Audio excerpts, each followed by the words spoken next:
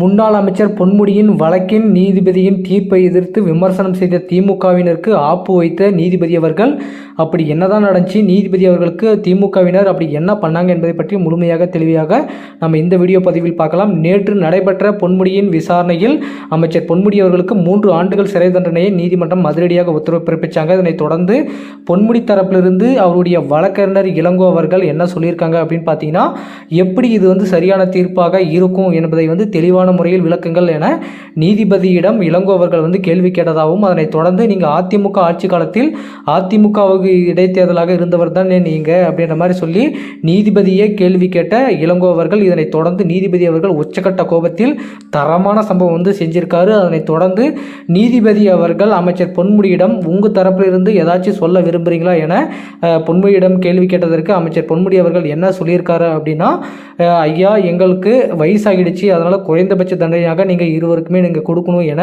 நீதிபதியிடம் கதறி அழுது தாழ்மையுடன் கேட்டுக்கொண்டதாக தற்போது தகவல் வெளியான நிலையில் இளங்கோ அவர்கள் இந்த மாதிரி எல்லாம் கேள்விகளை நீதிபதியிடம் முன் வச்சிருக்காரு. இதனைத் தொடர்ந்து முதல்வர் ஸ்டாலின் அவர்கள் மிகப்பெரிய ஒரு ஆப்பு வச்சிருக்காங்க. என்னன்னா, இனிமே நீங்கள் இதில் தலையிடக்கூடாது, யாருமே தலையிடக்கூடாது, நீதிபதியின் தீர்ப்பை எதிர்த்து யாருமே விமர்சனம் செய்யக்கூடாது என நீதிமன்ற தீர்ப்பை நாங்கள் ஏற்றுக்கொள்ள வேண்டும் என முதல்வர் ஸ்டாலின் அவர்கள் அதிரடியாக உத்தரவை பிறப்பிச்சிருக்காரு.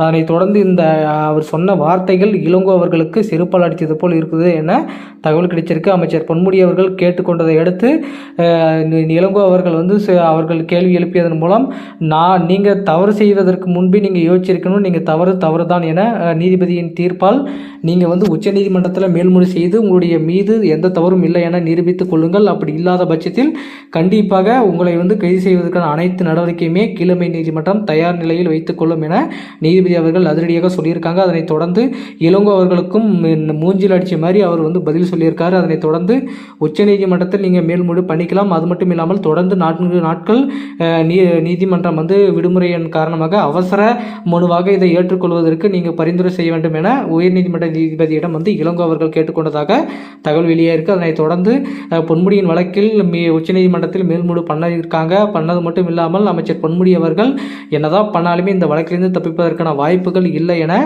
அமைச்சர் பொன்முடி அவர்களுக்கு 1 மாதம் டைம் கொடுத்ததுக்கு காரணம் என்னன்னா, அவர் முடிஞ்சா அவங்களை நிரூபித்து வெளியே வந்துக்கிட்டோம், அப்படி இல்லாத பட்சத்தில் இந்த 1 மாத காலம் அவருடைய கைதை தான் ஒத்தி வச்சிருக்காங்க, தவிர அவர் தண்டனை ஒத்தி வைக்கல. தண்டனைன்றது கொடுத்துட்டாங்க, அவருடைய கைதை மட்டும்தான் 30 நாட்கள் ஒத்தி வச்சிருக்காங்க. பார்க்கலாம் என்ன நடக்க போகுது, உச்சநீதிமன்றத்தில் அப்படி என்ன பண்ண போறாங்க, எப்படி வாதாட போறாங்க, எப்படி அமைச்சர் பொன்முடி அவர்கள் சமாளிக்க போறார் என்பதை பொறுத்து பார்க்கலாம் மக்களே.